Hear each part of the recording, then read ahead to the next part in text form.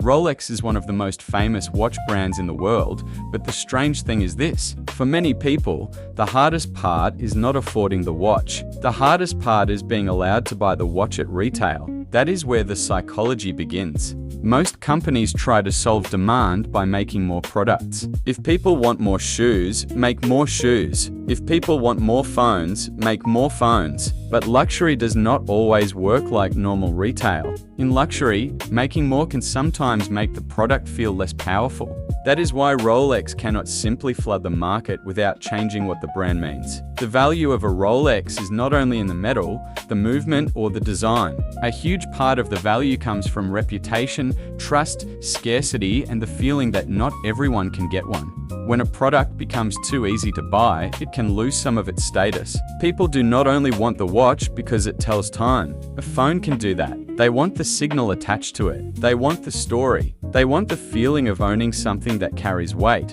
This is why scarcity is so powerful in luxury. Scarcity creates desire before the purchase even happens. The waiting list becomes part of the experience. The relationship with the dealer becomes part of the game. The moment you are offered the watch starts feeling like an achievement. Rolex also has to protect its brand from becoming ordinary. If every display case was full, if every model was easy to get, and if every customer could walk in and leave with the exact watch they wanted, the watch might still be expensive, but it would feel different.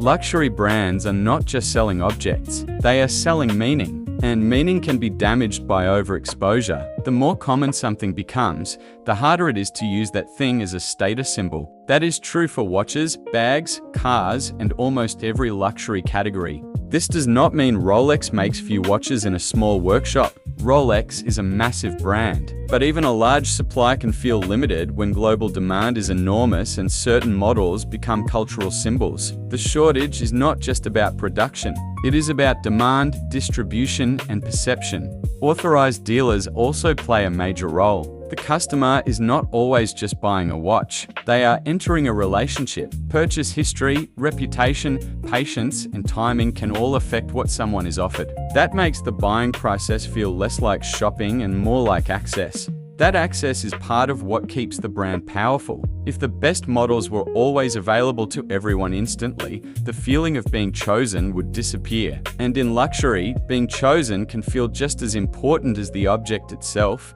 This is why the resale market became such a big part of the Rolex story. When people cannot easily buy certain models at retail, those models can trade for more on the secondary market. That makes the watch feel even more desirable because the market appears to confirm its value.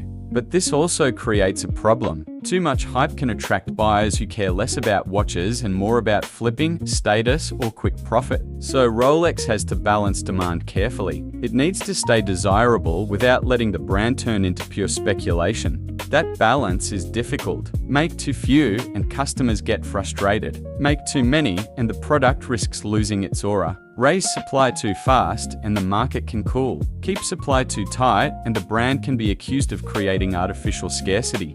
This is the hidden tension behind luxury. People say they want the product to be easier to buy, but part of what makes them want it is the fact that it is not easy to buy. The difficulty becomes part of the story. A Rolex is not just a watch in the way a luxury bag is not just a bag and a Ferrari is not just a car. These products become symbols. They carry ideas about success, patience, taste, achievement, and belonging. Once that happens, supply becomes more than a business decision. Supply becomes brand protection. Rolex has to protect the feeling around the product, not just the product itself. Because in luxury, the emotional value can be worth as much as the physical item. That is why making more is not always the simple answer. More supply can create more sales in the short term, but it can also weaken the dream in the long term. And luxury brands survive on the dream. The most powerful luxury brands understand that people are not only buying what the object does, they are buying what the object says. They are buying the way it changes how they feel and how other people read them. So when people ask why Rolex cannot just make more watches, the answer is not only about factories. It is about status, scarcity, demand, distribution, and control over meaning. Because if everyone could get the watch the moment they wanted it, it might still be a Rolex, but it would no longer feel like the same Rolex.